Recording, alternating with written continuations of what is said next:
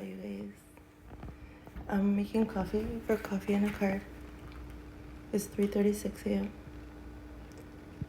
I want to tell you I have 40% better in my phone. What? You guys, when I was 16, I had my daughter. And when I was 19, I became pregnant again by somebody. This fool got me with his beautiful voice. He had the most beautiful voice. No, I didn't know he was doing drugs. He was doing hard drugs. So I was 19. I was pregnant. My daughter was 2.5, 3 years old. And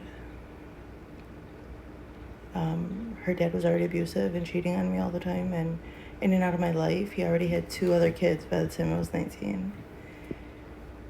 So when I was pregnant by someone, and right after I was pregnant, like right after I found out, my nose itches, I found out that he was smoking crack. And anybody from the hood knows, nah, I can't fuck around and raise no kid with no crackhead. So I gave her up for adoption. It was a close adoption, but her mom, Mary, she is Italian and Puerto Rican just like me. And even through our ancestry.com, whatever, my daughter is related to her mom, her adoptive mom in some way. Like there's a bloodline relation there. We gotta follow the lines. I gotta ask her to explain it to me. So just for safety and everything, so that this fool couldn't find her. Like he ended up having, my baby's dad had 17 kids, and this other guy, I gave my baby's dad his first kid. And like I said, by the time I was 19, he already had 2 more children by 2 different women. One of them was deaf. She was burnt severely in a fire, and she lost her ability to talk. She was already deaf, and then she lost her ability to talk in a fire by an abusive man. God bless Tina, I love you. I don't know where you are in the world, but so that's where I learned like the little bit of sign language that I know, because I did help her with her daughter, who she named Mia. And then he got someone else pregnant. And actually, that girl who he got pregnant, and I was pregnant by someone else, we had our children on the same day. One was like 5:42 a.m. and one was like 5:42 p.m.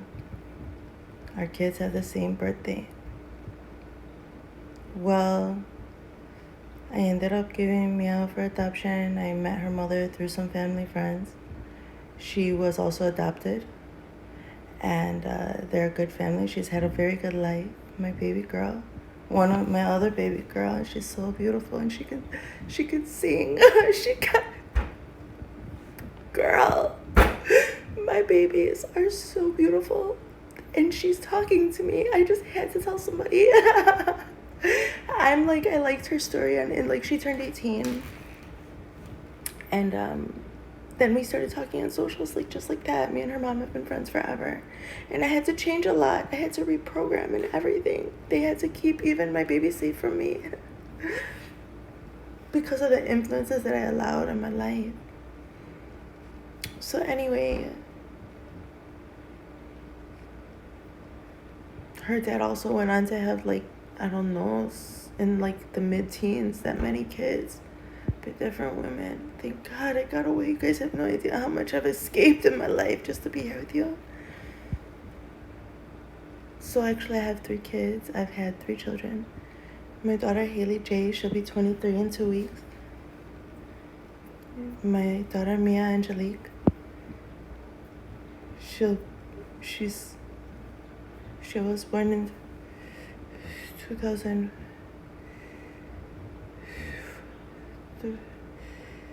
or 3, I don't know, I'm crying, I'm confused.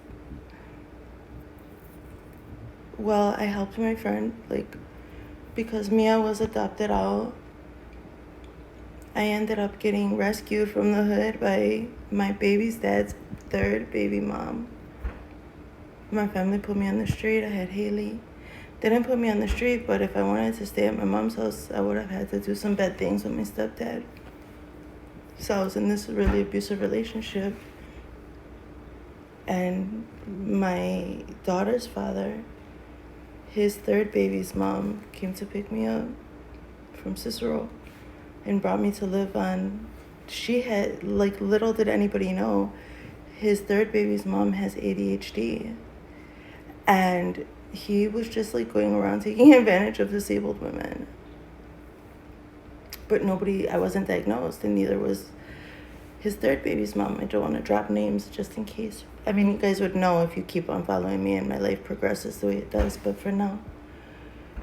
So she picked me up, and we raised the kids together. We lived in their estate in Woodstock, Illinois. Her parents had an estate, some land over there, and we had our own quarters. And that was the first place where I was able to gain some independence. I started going back to school, got into art. My daughter was in a beautiful environment, and I helped her raise her son, who had the same exact birthday as my adoptive daughter. So every day I was reminded, and I just loved it more and more. I love you, Chris, if you ever watch this, baby. Hi, baby. My babies, I got babies all over the place. You guys have no clue. So anyway, I'm here and I'm making coffee in a card. Like, I'm making my coffee in a card. It's like 3:42 in the morning, but I have to do the Pisces cleanse and everything. So I'm like, okay, couldn't sleep. And I like her story. And she's like, replied, hey, what are you doing up? And that was it. It was just that simple. It's a dream. It's a beautiful dream. I'm just centered in gratitude. I never knew if I would see my daughter, if I would ever see her. And now we could be friends. So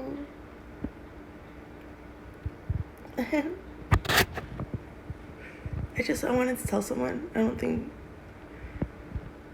think she follows me on TikTok, and I didn't want to embarrass her, like, right after the fact. And I love her so much. I don't want to scare her away with my big emotions. I'm sure I won't, in due time. I'm just really wanting to get more in touch with my real ancestry. And I'm so grateful and blessed that I could be here for her too. And if she ever comes to me, I'd like to be able to tell her and Haley and Willie, my babies, my son, I want to be able to tell them about my family and everything, about our bloodlines. So there's Ancestry.com now. There's like all kinds of courses that I can take and stuff. I'm looking forward to it. I just wanted to share like a moment of joy with you guys and give you a little story time. So next, coffee and a card.